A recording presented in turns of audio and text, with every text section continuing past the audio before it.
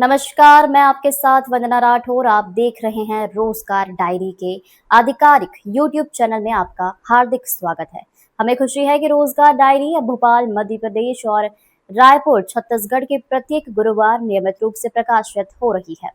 रोजगार डायरी में आपको मिलती है सरकारी नौकरियों की नवीनतम भर्ती, प्रतियोगी परीक्षाओं की जानकारी, करंट अफेयर्स, सामान्य ज्ञान, करियर मार्गदर्शन, शिक्षा, विज्ञान, तकनीक, कृषि।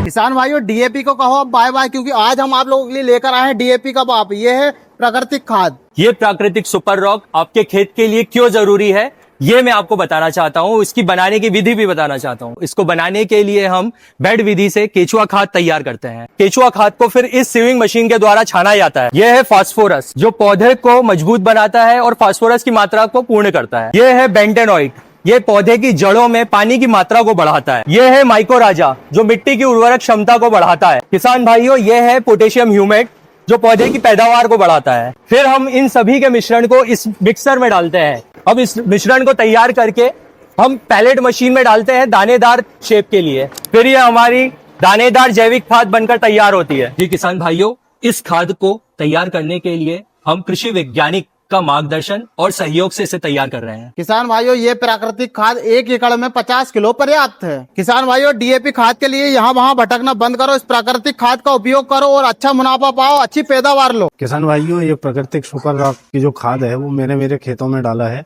इससे फसल बहुत अच्छी बनी हुई है। ये आप अपने खेत में उपयोग करके देखें, इसका रिजल्ट बहुत अच्छा आएगा। ये बिल्कुल प्राकृतिक है, इसमें कोई रासायनिक पदार्थ नहीं है। तो अब आपको डीएपी के पीछे भागने की आवश्यकता नहीं है। डीएपी जिस हिसाब से फायदा देता है, हमारा जैविक खाद उससे ज्यादा फायदा देगा और जमीन के में पोषण बनाए रखेगा, जमीन की उर्वरकता शक्ति को बढ़ाएगा। किसान भाइयों, आप भी जैविक खाद को लेना चाहते हैं तो स्क्रीन पर दिए गए नंबर पर संपर्क करें। मध्य प्रदेश के मुख्यमंत्री मोहन यादव ने कहा, रीवा, शहडोल और जबलपुर संभाग में जो बारिश हुई है, तो मैं हालात की समीक्षा करने आज यहां आया था।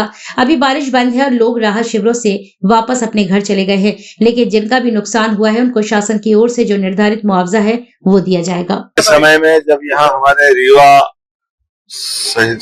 रीवा, शहडोल और जबलपुर संभाग में जो बारिश हुई, उस बारिश के कारण से होने वाली हालात का एक तरह से समीक्षा करने के लिए आज मैं यहाँ आया था। और जो जानकारी मिली है कि अभी का दौर हमारा ये बारिश का, जिसके कारण से जो भी राहत के कैंप चलाए गए थे, कई जगह हमारी अपनी प्रशासन की तत्परता से काम भी किए गए थे।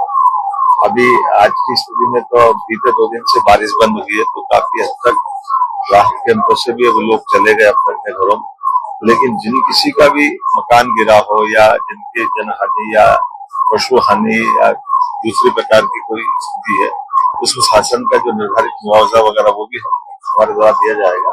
और पूरी संवेदना के साथ हम इस पूरे एक तरह से प्राकृतिक चुनौती भी रहती है, लेकिन आने वाला जो वापस 24 तारीख से 27 तारीख का एक चक्र है, उस चक्र के लिए जिन जिन जिलों में बारिश की संभावना, वहाँ की सावधानी के लिए भी निर्देश हमारे द्वारा दिए गए हैं। और उम्मीद करेंगे कि जिस प्रकार से अभी चुनौती के साथ हमारा ये पूरे पूर्वी मध्य प्रदेश का हिस्सा इसमें बाहर आया है, आगे भी हम अपनी सावधानी के साथ प्रशासन की जागरूकता के साथ भविष्य के लिए भी इस चीजों में बाढ़ के कारण से कुछ इलाकों में आने वाले समय में क्या सावधानी रखना चाहिए, उसके प्रबंधन के भी निर्देश जारी किए गए।